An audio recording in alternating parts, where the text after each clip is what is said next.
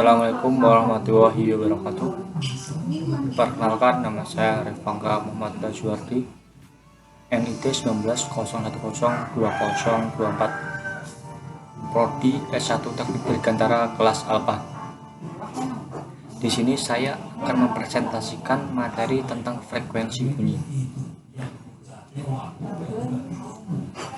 Definisi dan pengertian frekuensi. Istilah frekuensi pada dasarnya berasal dari bahasa Inggris, yaitu dari kata frekuensi, yang artinya ukuran, jumlah, atau pun tingkat keseringan.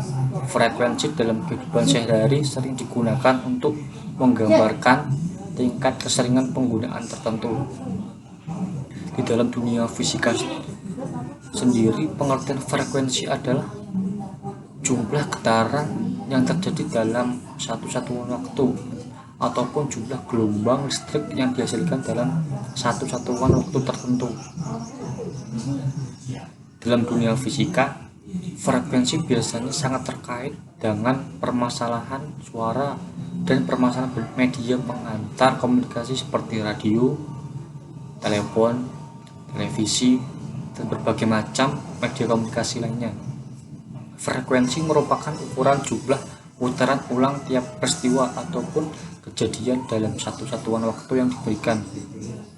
Contoh yang bisa kita lihat frekuensi di dunia fisika. Frekuensi radio.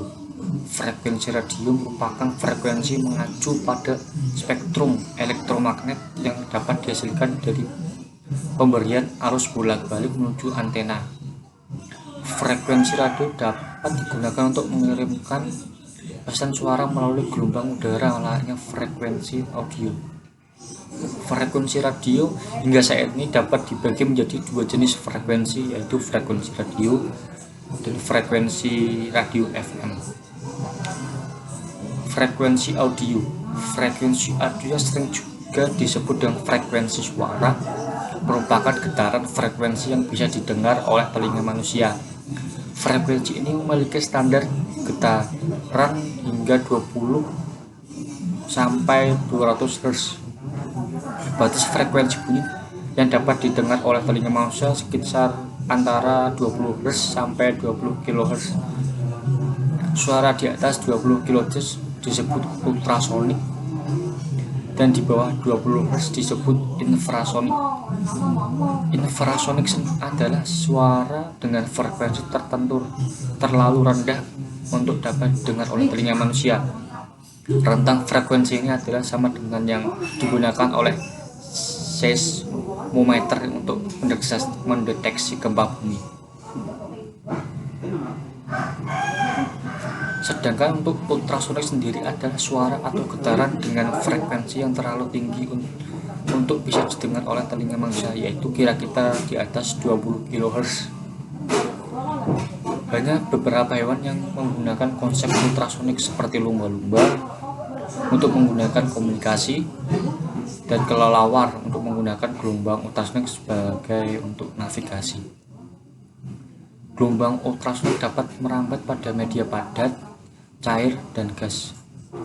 Frekuensi suara. Istilah pitch digunakan untuk menggambarkan frekuensi suara. Nada-nada sebanding dengan jumlah kompresi dan refraksi yang diterima detik pada gilirannya ditentukan oleh frekuensi getaran suara sumber suara.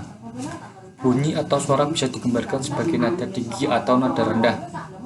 Pitch atau nada tergantung pada beberapa cepat partikel pada medium bergetar. Pitch atau nada merupakan jumlah gelombang pada waktu tertentu yang sering disebut dengan frekuensi. Bisa disimpulkan bahwa nada tergantung pada frekuensi. Efek Doppler. Efek Doppler merupakan suatu kejadian di mana frekuensi gelombang dari suatu sumber yang diterima oleh detektor mengalami perubahan akibat perubahan posisi pergerakan relatif detektor terhadap sumber gelombang atau sebaliknya. Saat sumber gelombang mendekat, pengamat menemukan gelombang dengan frekuensi yang lebih tinggi. Saat sumber gelombang bergerak menjauh, seorang pengamat menemukan gelombang dengan frekuensi yang lebih rendah. Efek Doppler perubahan frekuensi yang tampak akibat gerakan sumber atau penerima. Ini disebut dengan efek Doppler. Semakin besar kecepatan sumber, semakin besar efek Doppler. Contoh dari efek Doppler adalah frekuensi sirine mobil ambulan yang menjauhi kita yang di jam terdengar semakin rendah.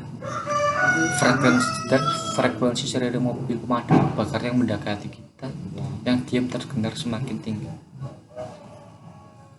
Demikian presentasi yang dari saya. Jika ada kesalahan mohon maaf. Saya akhiri. Wassalamualaikum warahmatullahi wabarakatuh.